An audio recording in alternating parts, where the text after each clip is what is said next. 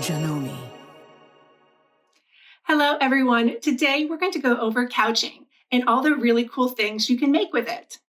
Couching can be done on a variety of different machines, including your Longarm. The couching feet come in a set with small, medium, and large sizes.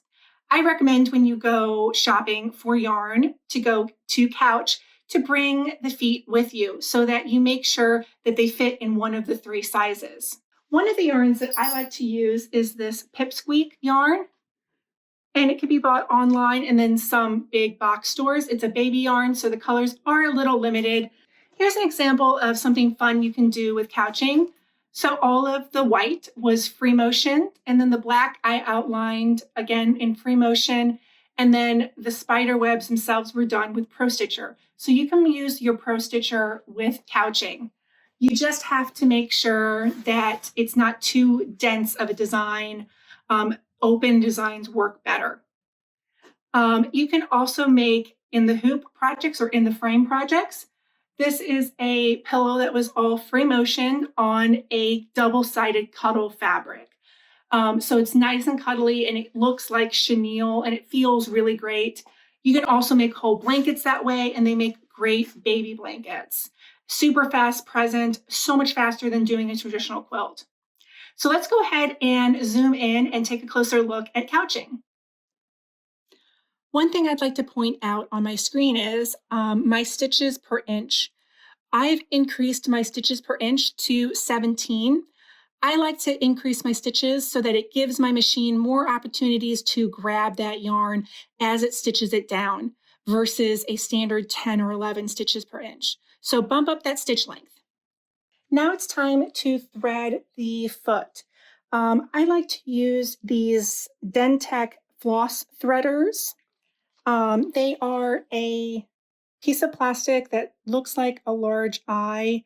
And basically all you have to do is thread the eye of the threader with your yarn, like so, and then thread this through the eye of the foot because there is a small opening. So we're just going to put the point of the threader and move the threader to the side and then pull this through. So just pull it through just like that. Very easy to do. Now I'm going to start on the end and begin quilting. So before I begin quilting, I do want to check my yarn.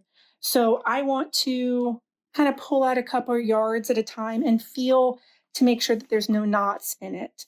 Because you don't want to sew over a knot. It could throw the timing off. It could be problematic. So always check the yarn before you begin quilting.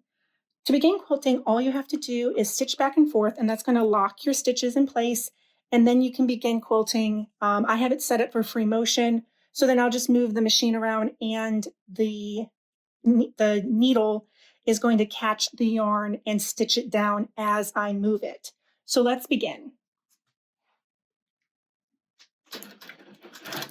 Just locking it back and forth, and then beginning to quilt.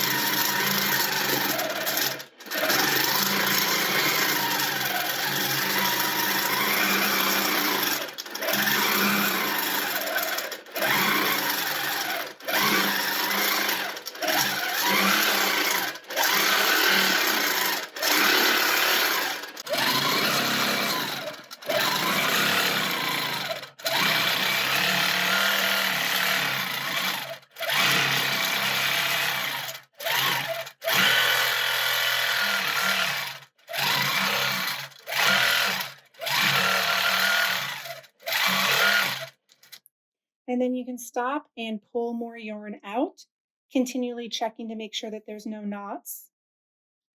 Now that I have a couple more yards pulled out, I can begin to quilt again.